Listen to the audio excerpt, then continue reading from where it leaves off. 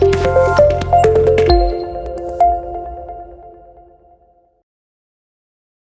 Friends, welcome to అప్టెక్ jobs. ఈరోజు current affairs సెషన్లో మనం చర్చించుకోబోయేటువంటి ప్రశ్నలు, వాటికి సంబంధించినటువంటి వివరాల గురించి చూద్దాం. చూసే ముందు మన అప్టెక్ జాబ్స్లో ఉన్నటువంటి కోర్సు వివరాలు కూడా ఒకసారి చూసి ఆ తర్వాత కరెంట్ అఫైర్స్ని చర్చించుకుందాం. మన అప్టెక్ జాబ్స్ వారు ఈ ఆర్ఆర్బి గ్రూప్ డికి సంబంధించి ఒక కోర్సుని మీకు అందుబాటులో తీసుకురావడం జరిగింది. ఆ కోర్సు విలువ కేవలం 499 రూపాయలు మాత్రమే. దీని వ్యాలిడిటీ తీసుకుంటే 6 నెలల పాటు వ్యాలిడిటీ ఉంటుంది. మరి ఈ కోర్సులో మీకు అనుకోవచ్చు, వాస్తవానికి ఇది 1999 రూపాయలు ఉన్నటువంటి కోర్సుని మీకు కేవలం 499 రూపాయలకి ఇస్తున్నాం కదా, అందుట్లో మెటీరియల్ ఎలా ఉండిద్ది ఏంటనేది మీకు సందేహం రావచ్చు. అందుకనే నేను ఇక్కడ మీకు డీటెయిల్గా చెప్పబోతున్నాను. మన ఈ కోర్సులో మీరు ముందుగా చూడండి, దాదాపు 30 గంటలకు పైగా వీడియోలు, అంటే దాదాపు 30 వీడియోలు మీకు అందుబాటులో ఉంటాయి ఫ్రీగా చూడటానికి. ఆ 30 వీడియోస్ చూసిన తర్వాత మీకు నచ్చితే అప్పుడు పర్చేజ్ చేయండి. ఇక మన యాప్ల యొక్క ప్రత్యేకత మీకు తెలుసు కదా, ప్రతి టాపిక్కు సంబంధించి వీడియోలతో పాటుగా మెటీరియల్ని అందిస్తూ టాపిక్ వైజ్గా టెస్టులు నిర్వహిస్తూ ఆ టెస్టులను కూడా ఎక్స్ప్లెయిన్ చేస్తాము. సో అందువలన మనకి మెటీరియల్ ఉంటుంది, వీడియోలు ఉంటాయి, టెస్టులు ఉంటాయి, ఆ టెస్టులను కూడా ఎక్స్ప్లెయిన్ చేస్తాము. ఇదంతా కూడా మన అప్టెక్ జాబ్స్ యొక్క ప్రత్యేకత. మన ఆంధ్ర, తెలంగాణ ప్రాంతాలలో ఈ విధంగా టెస్ట్ నిర్వహించి ఆ టెస్ట్ని ఎక్స్ప్లెయిన్ చేస్తూ వీడియోలు అందిస్తున్నటువంటి ఏకైక యాప్ మన అప్టెక్ జాబ్స్. మరి ఇక్కడ చూడండి, ఇందులో భాగంగా మ్యాథమెటిక్స్ అండ్ అర్థమెటిక్ పార్టు, అదేవిధంగా general intelligence and reasoning part, ప్రతి సబ్జెక్టుకి సంబంధించి క్లియర్గా మీకు ఇవన్నీ కూడా ఇవ్వడం జరుగుతుంది. సబ్జెక్ట్ వైజ్గా టాపిక్స్, టాపిక్ వైజ్గా వీడియోస్ వైజ్గా టెస్టుల నుంచి ఎక్స్ప్లెనేషన్స్. రైట్, ఇక చూడండి, జనరల్ అవేర్నెస్ అండ్ కరెంట్ అఫైర్స్లో భాగంగా మీకు చూడండి, అక్కడ మనకి సిలబస్లో సింపుల్గా general awareness and current affairs అనే ఇచ్చారు. కానీ ఇక్కడ మీకు ఇన్డెప్త్గా కనుక చూస్తే జనరల్ అవేర్నెస్లో భాగంగా మీకు దాదాపుగా 7 నుంచి 8 సబ్జెక్టుల నుంచి ప్రశ్నలు అడిగే అవకాశం ఉంటుంది. అది ఇండియన్ హిస్టరీ కావచ్చు, ఇండియన్ పాలిటీ కావచ్చు, జాగ్రఫీ కావచ్చు, ఎకానమీ కావచ్చు, అదేవిధంగా జనరల్ సైన్స్, ఆల్రెడీ సపరేట్గా జనరల్ సైన్స్ ఇచ్చారు కాబట్టి జనరల్ సైన్స్ అంటే అందులో భాగంగా ఫిజిక్స్, కెమిస్ట్రీ, అదేవిధంగా సైన్స్ అండ్ టెక్నాలజీ, ఎన్వైర్న్మెంటు, ఇలా ప్రతి సబ్జెక్టుకు సంబంధించి మీకు వీడియోలు ఇవ్వటమే కాకుండా దానికి సంబంధించిన టెస్టులు కూడా మీకు ఇవ్వటం జరుగుతుంది. ఇవన్నీ కూడా కేవలం 499 రూపాయలకే. మీకు చూడండి, మీరు ముందు ఈ 30 గంటల వీడియోస్ చూస్తేనే మీకు అర్థమైపోయింది. నచ్చితే అప్పుడు పర్చేజ్ చేసుకుందాం. రైట్, ఫస్ట్ క్వశ్చన్ చూద్దాం. తెలంగాణలోని విశ్వవిద్యాలయాలకు పేరు మార్పుకు సంబంధించి ఈ క్రింది వాటిని జతపరచండి అన్నాడు. నేను మనకి అసెంబ్లీలో ముఖ్యమంత్రి రేవంత్ రెడ్డి గారు మాట్లాడుతూ పరిస్థితులను బట్టి, అంటే ఉమ్మడి ఆంధ్రప్రదేశ్ నుంచి తెలంగాణ విడిపోయిన తర్వాత తెలంగాణలోనూ అటు ఆంధ్రప్రదేశ్లోనూ ఒకే పేరుతోటి యూనివర్సిటీలు ఉండటం అనేది పరిపాలనా సౌలభ్యంగా ఉండదనే ఉద్దేశంతో తెలంగాణ ప్రాంతంలో ఉన్నటువంటి విశ్వవిద్యాలయాలకు ఈ ప్రాంతానికి సంబంధించిన వ్యక్తుల పేర్లు పెట్టడం జరుగుతుందని చెప్పి ఆయన సభలో వివరించడం జరిగింది. దానికి అనుగుణంగానే మన తెలంగాణ రాష్ట్రంలో గతంలో కొన్ని యూనివర్సిటీలకు పేర్లు మార్చడం జరిగింది. అదేవిధంగా నిన్న అసెంబ్లీలో ఆయన స్వయాన మరొక యూనివర్సిటీకి పేరు మార్చడం జరిగింది.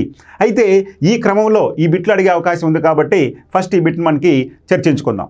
ముందుగా చూడండి, పొట్టి శ్రీరాములు విశ్వవిద్యాలయం, అదేవిధంగా ఎన్టీఆర్ ఆరోగ్య విశ్వవిద్యాలయం, ఆచార్య ఎన్జి రంగా విశ్వవిద్యాలయం, వైఎస్ఆర్ ఉద్యాన విశ్వవిద్యాలయం, అదేవిధంగా శ్రీ వెంకటేశ్వర వెటర్నరీ విశ్వవిద్యాలయం. ఈ 5 యూనివర్సిటీలకి ఏ పేర్లు మార్చడం జరిగింది అంటే ఇది ఆల్రెడీ మన ఉమ్మడి ఆంధ్రప్రదేశ్లోనూ అదేవిధంగా ప్రస్తుతం ఆంధ్రప్రదేశ్లో కూడా ఉన్నటువంటి విశ్వవిద్యాలయాలు. మరి వీటికి ఏ పేర్లు మార్చడం జరిగింది చూద్దాం.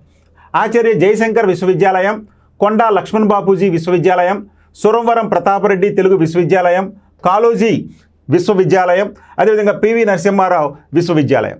మరి వీటికి ఆప్షన్గా తీసుకున్నప్పుడు పొట్టి శ్రీరాములు తెలుగు విశ్వవిద్యాలయానికి నిన్నే పేరు మార్చడం జరిగింది. అదేంటయ్యా అంటే సురవరం ప్రతాపరెడ్డి తెలుగు విశ్వవిద్యాలయం. సో కాబట్టి A3 ఏ అనేది 3 ఉంది. సో వాస్తవంగా ఇక్కడ ఉన్నటువంటి ఆప్షన్ ప్రకారం మనం ఈజీగా గుర్తించవచ్చు ఏ ఆప్షన్ రైట్ అని చెప్పి. ఎందుకంటే ఇక్కడ ఏ 3 ఉంది. మనకి తెలిసి ఈ యొక్క పొట్టి శ్రీరాములు తెలుగు విశ్వవిద్యాలయానికి పెట్టినటువంటి కొత్త పేరు మన తెలంగాణలో ఏంటయ్యా అంటే సొరవరం ప్రతాపరెడ్డి తెలుగు విశ్వవిద్యాలయం. కాబట్టి ఏ3. ఇక బి ఏంటంటే ఎన్టీఆర్ ఆరోగ్య విశ్వవిద్యాలయం. ఆల్రెడీ మన విజయవాడలో ఎన్టీఆర్ ఆరోగ్య విశ్వవిద్యాలయం ఉంది.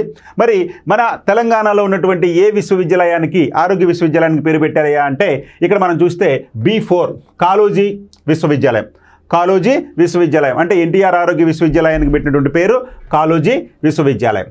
అదేవిధంగా ఇక ఆచార్య ఎన్జీ రంగా విశ్వవిద్యాలయం, ఇది వ్యవసాయ విశ్వవిద్యాలయం. దీనికి ఎవరి పేరు మార్చడం జరిగిందయ్యా అంటే మనకి C1. ఇక్కడ జయశంకర్, ఆచార్య జయశంకర్ వ్యవసాయ విశ్వవిద్యాలయంగా మార్చడం జరిగింది. ఇక డాక్టర్ వైఎస్ఆర్ ఉద్యాన విశ్వవిద్యాలయానికి సంబంధించి మనం తీసుకుంటే కనుక అది కొండా లక్ష్మణ్ బాపూజీ విశ్వవిద్యాలయం. ఇక శ్రీ వెంకటేశ్వర వెటర్నరీ విశ్వవిద్యాలయం, ఆ పేరును మనకి తెలంగాణ ప్రాంతంలో పివి నరసింహారావు వెటర్నరీ విశ్వవిద్యాలయం చెప్పి మార్చడం జరిగింది. సో కాబట్టి ఈ విధంగా మనకి గతంలో ఉన్నటువంటి ఉమ్మడి ఆంధ్రప్రదేశ్లో ఉన్నటువంటి విశ్వవిద్యాలయాల పేర్లు, అదేవిధంగా తెలంగాణ ప్రాంతంలో ఉన్నటువంటి విశ్వవిద్యాలయానికి కొత్తగా వచ్చినటువంటి పేర్లు, ఇవన్నీ కూడా మనం గుర్తుపెట్టుకోవాలి. రైట్ చూడండి, తెలంగాణ రాష్ట్రంలోని తెలుగు విశ్వవిద్యాలయానికి సొరంవరం పేరు. అయితే నిన్న వార్తలో వచ్చింది కాబట్టి దీన్ని చెప్పుకుంటున్నాం. ఈ సమయంలోనే గతంలో మార్చినటువంటి పేర్లను కూడా చర్చించుకోవడం జరిగింది ఇంతకుముందు బిట్ రూపంలో. ఇప్పుడు చూడండి, మరి పొట్టి శ్రీరాములు తెలుగు విశ్వవిద్యాలయం పేరు మారింది. ఏ విధంగా అండి? ప్రముఖ కవి, ఉద్యమకారుడు, పరిశోధకుడు, తెలంగాణ వైతాళికుడుగా పేరు పొందినటువంటి సొరవరం ప్రతాపరెడ్డి గారి పేరును ఈ యొక్క తెలుగు విశ్వవిద్యాలయానికి పెట్టడం జరిగింది. ఇక గత సెప్టెంబర్ 20న జరిగిన రాష్ట్ర మంత్రివర్గ సమావేశంలో సొరవరం పేరు పెట్టాలని నిర్ణయించారు. మరి 10వ షెడ్యూల్లో ఈ యూనివర్సిటీ ఉండటంతో ఇప్పటి వరకు పేరు మార్చలేదు. మరి గతంలోనే ఈ యొక్క వెటర్నరీ యూనివర్సిటీకి, వ్యవసాయ విశ్వవిద్యాలయానికి, ఆరోగ్య విశ్వవిద్యాలయానికి పేర్లు మార్చారు. మరి ఈ పొట్టి శ్రీరాములు విశ్వవిద్యాలయానికి ఇప్పుడే ఎందుకు పేరు మారుస్తున్నారయ్యా అంటే ఇది ఉమ్మడి జాబితాలో ఉంది, 10వ షెడ్యూల్లో ఉంది. మనకి తెలంగాణ ప్రాంతం విడిపోయే సమయంలో ఉమ్మడి ఆంధ్రప్రదేశ్లో ఉన్నటువంటి కొన్ని ఈ యొక్క సంస్థలను ఉమ్మడి జాబితాలో చేర్చడం జరిగింది. ఆ ఉమ్మడి జాబితాలో ఉన్నటువంటి సంస్థలకు 10 సంవత్సరాల పాటు అధికారం, అంటే ఇద్దరు అటు ఆంధ్ర ఇటు తెలంగాణ వాళ్ళు కూడా ఉపయోగించుకునే అవకాశం కల్పించడం జరిగింది. మరి 2014లో రాష్ట్రం ఏర్పడింది. మరి 2024 అయింది కాబట్టి మరి 2025 సంవత్సరంలో ఈ సంవత్సరం నుండి మన ఈ తెలుగు విశ్వవిద్యాలయంలో కేవలం తెలంగాణ ప్రాంతం వారికి మాత్రమే సీట్లు కేటాయించడం జరిగింది. సో దీనికి అనుగుణంగానే ఈ 10వ షెడ్యూల్లో ఉంది కాబట్టి ఇప్పుడు ఈ యొక్క విశ్వవిద్యాలయానికి పేరు మార్చడం జరిగింది. అది కూడా సొరవరం ప్రతాపరెడ్డి గారి పేరు మీదుగా. ఓకే, ఇక రాష్ట్ర విభజన జరిగిన 10 ఏళ్లు పూర్తయిన నేపథ్యంలో ప్రస్తుత విశ్వవిద్యాలయ సంవత్సరంలో కేవలం తెలంగాణ విద్యార్థులకు ప్రవేశాలకు మాత్రమే నోటిఫికేషన్ను పరిమితం చేయడం జరిగింది. ఈ క్రమంలో 1985 డిసెంబర్ 2న స్థాపించిన ఈ యూనివర్సిటీ పేరు మార్చేందుకు ప్రభుత్వం సిద్ధమైంది. సో 10 సంవత్సరాలు దాటింది కాబట్టి ఈ యొక్క యూనివర్సిటీకి పేరు మార్చడానికి రాష్ట్ర ప్రభుత్వం ముందుకు వచ్చిందని చెప్పడం జరిగింది. ఇక సొరవరం నేపథ్యం ఏంటయ్యా? ఈయన వైతాళికుడు అనుకున్నాం, తెలంగాణ వైతాళికుడు అనుకున్నాం కదా. మరి ఈయన యొక్క నేపథ్యం ఏంటయ్యా అంటే చూడండి, జోగులాంబ గద్వాల జిల్లా ఉండవెల్లి మండలం ఇంటిక్యాలపాడుకు చెందినటువంటి సొరవరం ప్రతాపరెడ్డి గారు 1896 మే 25న జన్మించారు. ఆయన మద్రాస్ ప్రెసిడెన్సీ కళాశాలలో న్యాయవాద విద్యను అభ్యసించడం జరిగింది. ఇక ఈయన బహుముఖ ప్రజ్ఞాశాలిగా పేరుగాంచారు. మరి ఈయన 1953 ఆగస్టు 25న మృతి చెందడం జరిగింది. సో ఈయన మరణం ఎప్పుడయ్యా అంటే 1953 ఆగస్టు 25న మృతి చెందడం అనేది జరిగింది. ఇక ఆయన రచించినటువంటి ఆంధ్రుల సాంఘిక చరిత్ర 1955లో కేంద్ర సాహిత్య అకాడమీ అవార్డు కూడా దక్కింది. చూడండి, కేంద్ర సాహిత్య అకాడమీ అవార్డు గెలుచుకున్నటువంటి వారు ఈ యొక్క సొరవరం ప్రతాపరెడ్డి గారు. ఎప్పుడండి? 1955లో. ఈయన మరణించింది 1953. మరణానంతరం ఈ కేంద్ర సాహిత్య అకాడమీ అవార్డు ఈయనకి దక్కింది. ఇక సొరవరం రచించిన గ్రంథాలలో గోల్కొండ కవుల సంచిక ప్రఖ్యాతి చెందినటువంటిది, గోల్కొండ కవుల సంచిక. ఇక 1930లో జోగిపేటలో జరిగినటువంటి తొలి ఆంధ్ర మహాసభకు ఈ సొరవరం ప్రతాపరెడ్డి గారే అధ్యక్షత వహించడం జరిగింది. సో తొలి ఆంధ్ర మహాసభకు అధ్యక్షత వహించింది ఎవరయ్యా అంటే సొరవరం ప్రతాపరెడ్డి గారు. ఎప్పుడయ్యా అంటే 1930లో. ఓకే అండి, next question. How many anganwadi centres will be operational in the country by 2024? 2024 నాటికి దేశీయంగా ఎన్ని అంగన్వాడీ కేంద్రాలు పనిచేస్తున్నాయి? అసలు అంగన్వాడీ కేంద్రాలు అంటే ఏంటండి? శిశువులకు పౌష్టికాహారాన్ని అందించేందుకు, వారి యొక్క ఆరోగ్య కార్యకలాపాలను చూసేందుకు కేంద్ర ప్రభుత్వం 1975లో ఇంటిగ్రేటెడ్ చైల్డ్ డెవలప్మెంట్ సర్వీసెస్ కార్యక్రమంలో భాగంగా 1975లో ఈ యొక్క అంగన్వాడీ కేంద్రాలను మన దేశంలో మొట్టమొదటిగా ప్రారంభించడం జరిగింది. మరి అవి ఇప్పటికీ ఎన్ని ఉన్నాయి అని అడుగుతున్నాడు. ఫస్ట్ ఆప్షన్ 12.96 లక్షలు, సెకండ్ ఆప్షన్ 11.96 లక్షలు, థర్డ్ ఆప్షన్ 10.96 లక్షలు, ఫోర్త్ ఆప్షన్ 13.96 లక్షలు. ఇందులో సరైనటువంటి సమాధానం ఏంటంటే 13.96. అంటే ప్రజెంట్ భారతదేశంలో 2024 చివరి నాటికి ఎన్ని అంగన్వాడీ కేంద్రాలు ఉన్నాయా అంటే 13.96 లక్షల అంగన్వాడీ కేంద్రాలు ఉన్నాయి. మరి ఇది ఎప్పుడు ఏర్పాటు చేశారయ్యా అంటే 1975లో ఇంటిగ్రేటెడ్ చైల్డ్ డెవలప్మెంట్ సర్వీసెస్ కార్యక్రమంలో భాగంగా ఈ యొక్క అంగన్వాడీ కేంద్రాలను 1975లో మన దేశంలో ప్రారంభించడం అనేది జరిగింది. ఓకే, పిల్లల ఆకలి మరియు పోషకాహార లోపాన్ని ఎదుర్కోవడానికి integrated child development services ICDS అంటాం కార్యక్రమంలో భాగంగా భారత ప్రభుత్వం దీనిని 1975లో ప్రారంభించింది. సో ఈ యొక్క అంగన్వాడీ కేంద్రాలను ఎవరి ఆధ్వర్యంలో అయ్యా అంటే ఇంటిగ్రేటెడ్ చైల్డ్ డెవలప్మెంట్ సర్వీసెస్ కార్యక్రమంలో భాగంగా ఈ యొక్క అంగన్వాడీ కేంద్రాలను 1975లో మన దేశంలో ప్రారంభించడం అనేది జరిగింది. మరి హిందీలో అంగన్వాడీ అంటే ఆంగ్లంలో ప్రాంగణ ఆశ్రయం. అంటే అంగన్వాడీ అనేది ఏ పదం అయ్యా అంటే హిందీ పదం. మరి హిందీలో అంగన్వాడీ అంటే ఇంగ్లీష్లో ఏంటయ్యా అంటే ప్రాంగణ ఆశ్రయం అని చెప్పి అర్థం. సో ఈ విధంగా చిన్నారుల ఆరోగ్యం, పోషణ స్థాయిలను మెరుగుపరచడంతో పాటు వారి శారీరక మానసిక ఎదుగుదల లక్ష్యంగా అంగన్వాడీ కేంద్రాలను ఏర్పాటు చేయడం అనేది జరిగింది. మరి మన దేశంలో మొదటగా అంటే అత్యధిక సంఖ్యలో అంగన్వాడీ కేంద్రాల నుండి రాష్ట్రాల్లో తీసుకుంటే అంటే ఇది లోక్సభలో కేంద్రం వెల్లడించినటువంటి వివరాల్లో పొందుపరచడం జరిగింది. అంటే లోక్సభలో సభ్యుడు అడిగినటువంటి ప్రశ్నకు కన్సర్న్ మంత్రి ఈ యొక్క డేటా అందించడం అనేది జరిగింది. అంటే మన దేశంలో ఇప్పుడు ప్రస్తుతం 13.96 లక్షల అంగన్వాడీ కేంద్రాలు ఉన్నాయని, వాటిల్లో అత్యధికంగా ఉత్తరప్రదేశ్లో 1.89 లక్షల అంగన్వాడీ కేంద్రాలు ఉన్నాయని, ఆ తర్వాత పశ్చిమ బెంగాల్లో అత్యధికంగా 1.19 లక్షల అంగన్వాడీ కేంద్రాలు ఉన్నాయని, ఆ తర్వాత బీహార్లో 1.14, మహారాష్ట్రలో 1.10, మధ్యప్రదేశ్లో 0.97, అదేవిధంగా ఒరిస్సాలో 0.74 లక్షలు, ఈ విధంగా మన ఆంధ్రప్రదేశ్లో 0.55 లక్షలు, మన తెలంగాణలో 0.35 లక్షలు అంగన్వాడీ కేంద్రాలు ఉన్నాయని చెప్పి మొత్తంగా దేశంలో 13.96 లక్షల అంగన్వాడీ కేంద్రాలు ఉన్నాయని చెప్పి ఆయన ఈ సందర్భంగా పేర్కొనడం జరిగింది. ఇక చిన్నారులు, గర్భవతులకు వీటిలో పౌష్టికాహారం అందించున్నారు. అంటే ఈ అంగన్వాడీ కేంద్రాల్లో ఒక చిన్నారులకే కాదండి, గర్భిణీ స్త్రీలకు కూడా, గర్భవతులకు కూడా పౌష్టికాహారాన్ని ఇక్కడ అందించనున్నారు. ఇక 5 ఏళ్ల లోపు పిల్లలను బడికి సంసిద్ధం చేయటంలోనూ ఈ కేంద్రాలు ముఖ్య పాత్ర పోషిస్తాయి. అంటే పిల్లలను అంటే 5 సంవత్సరాల లోపు ఉన్నటువంటి పిల్లలను బడికి పంపించడానికి సన్నద్ధం చేసే విధంగా, అంటే ఒకేసారి వాడిని స్కూల్కి పంపిస్తే వెళ్తాడో లేని ఉద్దేశంతో అక్కడ ఈ అంగన్వాడీ కేంద్రాల్లో వాళ్ళకి ఆలనా పాలన చూడటం అనేది జరుగుతుంది. ఇక గత ఏడాది చివరి నాటికి దేశీయంగా 13.96 లక్షల అంగన్వాడీ కేంద్రాలు పనిచేస్తున్నాయి. మరి తెలంగాణలో 35,700 అంగన్వాడీ కేంద్రాలుంటే మన ఆంధ్రప్రదేశ్లో 55,607 అంగన్వాడీ కేంద్రాలు ఉన్నాయి. అయితే అంగన్వాడీ కేంద్రాలు దేశంలో అత్యధికంగా ఉన్నటువంటి రాష్ట్రం తీసుకుంటే కనుక అత్యధిక జనాభా ఉన్నటువంటి ఉత్తరప్రదేశ్ మొదటి స్థానంలో ఉంది. ఆ తర్వాత పశ్చిమ బెంగాల్ 2వ స్థానంలో ఉంది. ఇది మనం బాగా గుర్తుపెట్టుకోవాలి. Next question, which state receives the highest shares of central taxes after Uttar Pradesh? ఫస్ట్ది క్వశ్చన్లోనే ఇచ్చేశాడు. కేంద్ర పన్నుల్లో ఉత్తరప్రదేశ్ తర్వాత అత్యధిక వాటా పొందినటువంటి రాష్ట్రం ఏది? అంటే ఇక్కడ మనకి ఒక ఇంపార్టెంట్ పాయింట్ ఏంటి, కేంద్ర ప్రభుత్వ పన్నుల వాటాలో అత్యధిక వాటాను పొందేటువంటి రాష్ట్రం ఏదయ్యా అంటే ఉత్తరప్రదేశ్. ఇక్కడ ఏమడిగాడండి, ఉత్తరప్రదేశ్ తర్వాత అత్యధిక వాటాను ఏ రాష్ట్రం పొందుతుంది అన్నాడు. First one Andhra Pradesh, second one Bihar, third one Madhya Pradesh, fourth one west Bengal. మరి ఉత్తరప్రదేశ్ తర్వాత అత్యధికంగా కేంద్ర పన్నుల్లో వాటా పొందేటటువంటి రాష్ట్రం ఏది?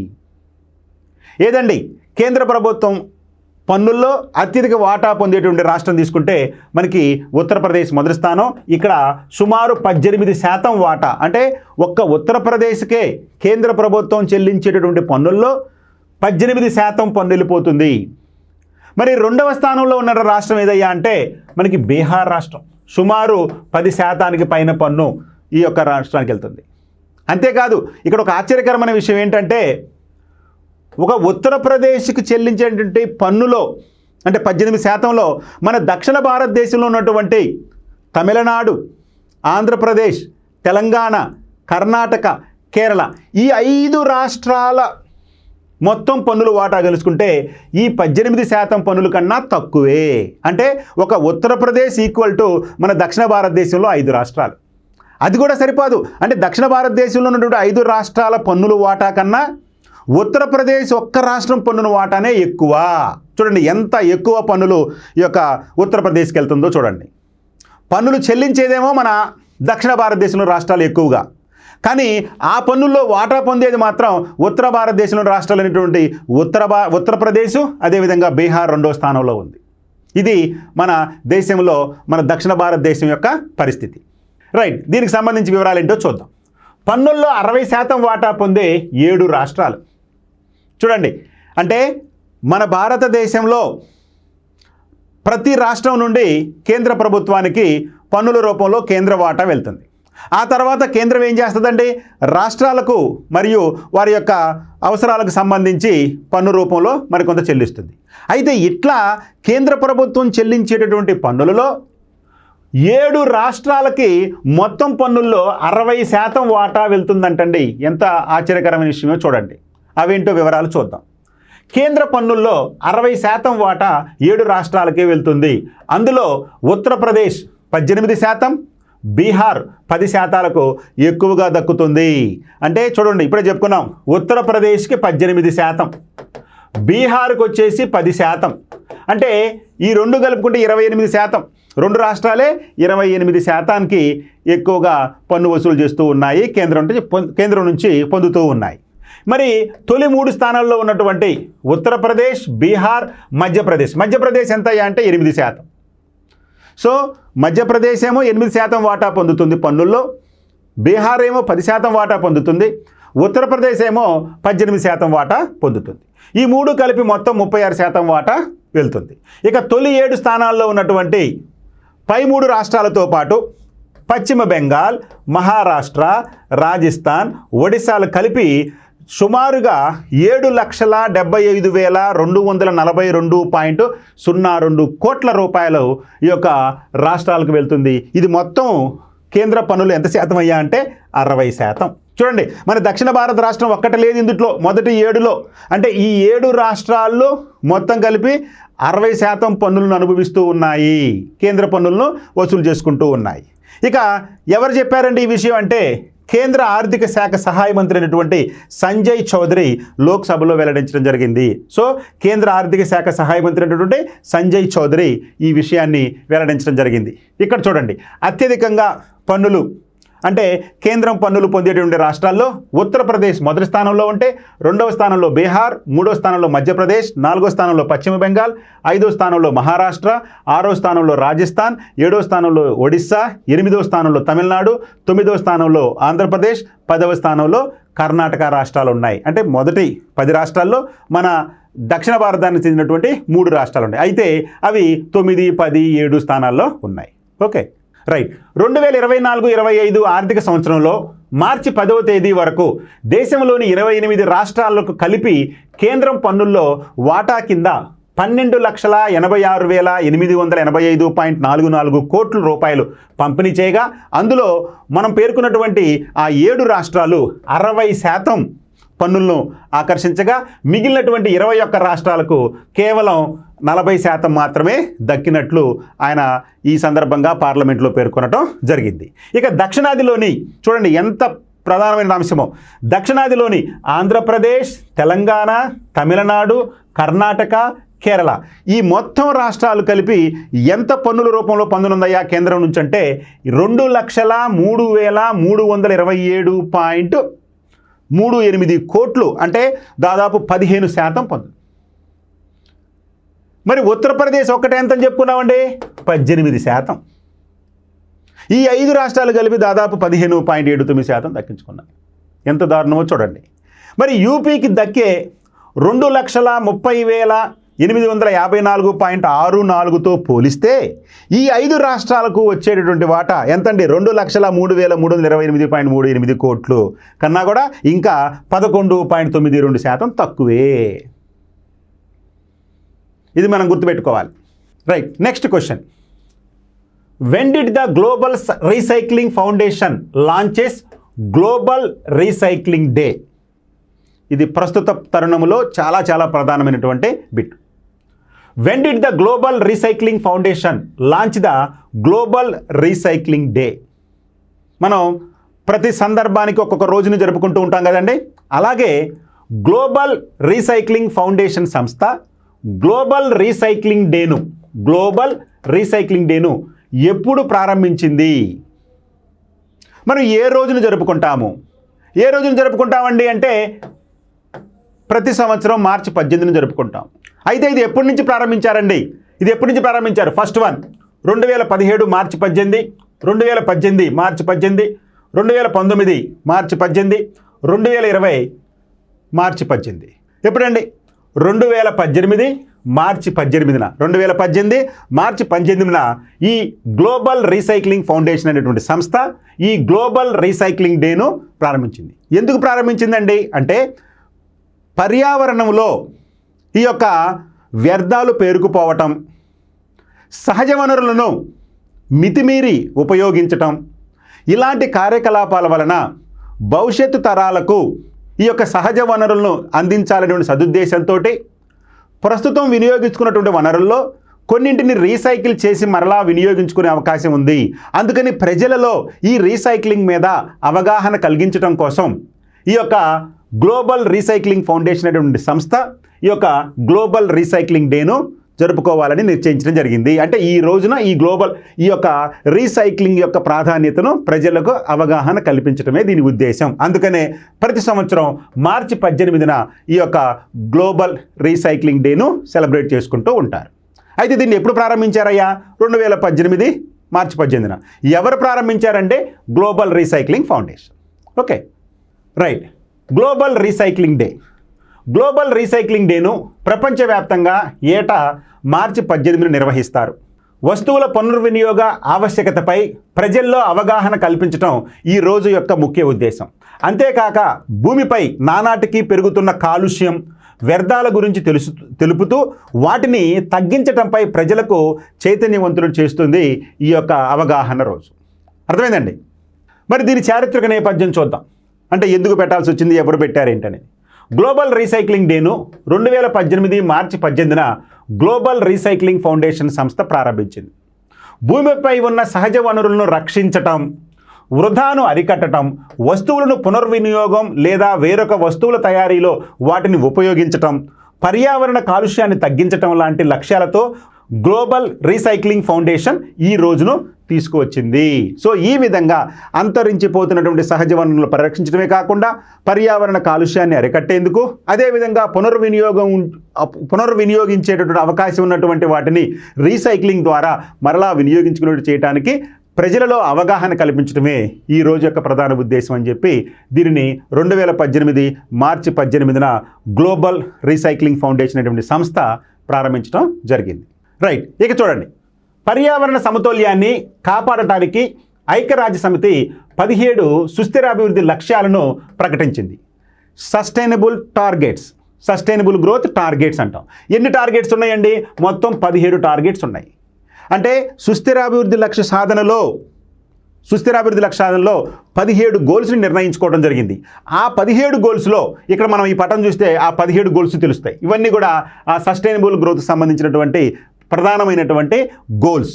ఇవన్నీ కూడా no poverty, zero hunger, good health and well being, quality education, gender equality, అదేవిధంగా క్లీన్ వాటర్ అండ్ శానిటేషన్, అదేవిధంగా ఎఫర్టబుల్ అండ్ క్లీన్ ఎనర్జీ, అదేవిధంగా decent work and economic growth, industry, innovation and infrastructure, అదేవిధంగా రెడ్యూస్డ్ ఇన్ఈక్వాలిటీస్, అదేవిధంగా sustainable cities and communities, అదేవిధంగా responsible consumption and production, అదేవిధంగా climate action, life below water, అదేవిధంగా life on land. Next 16 తీసుకుంటే peace, justice and strong institutions. 17th one తీసుకుంటే partnerships for the goals. ఇవి 17 sustainable growth targets అనమాట. అయితే ఈ 17లో 12వది మనకి ఇప్పుడు సంబంధించింది. ఇదేంటండి?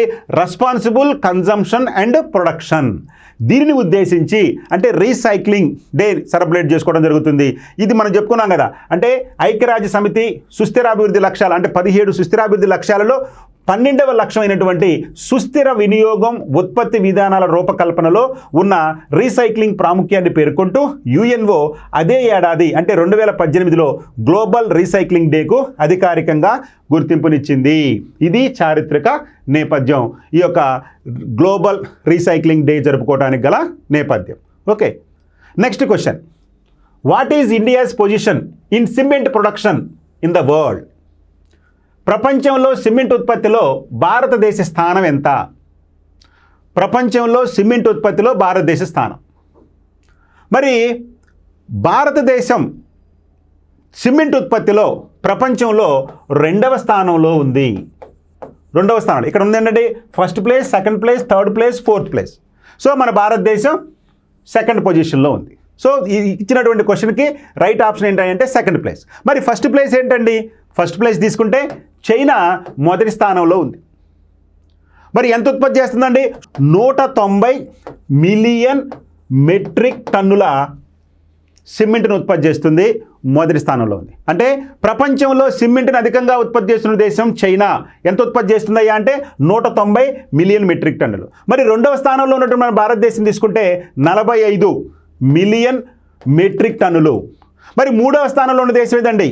3వ స్థానంలో ఉన్న దేశం తీసుకుంటే వియత్నాంలో 11 మిలియన్ మెట్రిక్ టన్నుల సిమెంట్ ఉత్పత్తి అవుతుంటే ఇక 4వ స్థానంలో అమెరికా ఉంది, దాదాపుగా 8 మిలియన్ మెట్రిక్ టన్నుల సిమెంట్ను ఉత్పత్తి చేస్తూ ఉంది. సో ఈ విధంగా ప్రపంచంలో అత్యధికంగా సిమెంట్ ఉత్పత్తి చేసిన దేశాల్లో చైనా మొదటి స్థానంలో ఉంటే మన భారతదేశం 2వ స్థానంలో ఉంది. రైట్, ఇక్కడ డేటా ఇచ్చాను చూడండి. సిమెంట్ను అధికంగా ఉత్పత్తి చేస్తున్న దేశాల్లో భారతదేశ స్థానం. ప్రపంచంలో సిమెంట్ను అధికంగా ఉత్పత్తి చేస్తున్నటువంటి దేశాలలో చైనా 190 మిలియన్ మెట్రిక్ టన్నులతో మొదటి స్థానంలో ఉంటే భారతదేశం 45 మిలియన్ మెట్రిక్ టన్నులతో 2వ స్థానంలోను, వియత్నాం 11 మిలియన్ మెట్రిక్ టన్నులతోటి 3వ స్థానంలో ఉంది. ఇక 2024లో అత్యధికంగా సిమెంట్ను తయారు చేసిన మొదటి 10 దేశాల జాబితా ఇక్కడ మనం చూస్తే చైనా మొదటి స్థానంలో ఉంది, 2వ స్థానంలో ఇండియా ఉంది, 3వ స్థానంలో వియత్నాం ఉంది, 4వ స్థానంలో అమెరికా, 5వ స్థానంలో తుర్కియే, 6వ స్థానంలో ఇరాన్, 7వ స్థానంలో బ్రెజిల్, అదేవిధంగా 8వ స్థానంలో ఇండోనేషియా మరియు చైనా దేశాలుంటే ఆ తర్వాత స్థానాల్లో దక్షిణ Korea, Egypt, Saudi Arabia, Mexico, Japan దేశాలు ఉన్నాయి. ఇవన్నీ కూడా రికార్డుల ప్రకారం స్టాటిస్టా ఇచ్చినటువంటి నివేదిక ప్రకారం ప్రపంచంలో అత్యధికంగా సిమెంట్ను ఉత్పత్తి చేసే దేశాలుగా ఇవన్నీ ఉన్నాయి. అయితే ఇక్కడ మనం కనీసం టాప్ 5 గుర్తుపెట్టుకోవాలి. మొదటిది చైనా, 2 భారతదేశం, 3 వియత్నాం, 4 అమెరికా, 5 తుర్కమెనిస్తాన్. సో ఈ విధంగా 5 దేశాలు మొదటి 5 స్థానాల్లో ఉన్నాయి ప్రపంచంలో సిమెంట్ ఉత్పత్తిలో. ఓకే.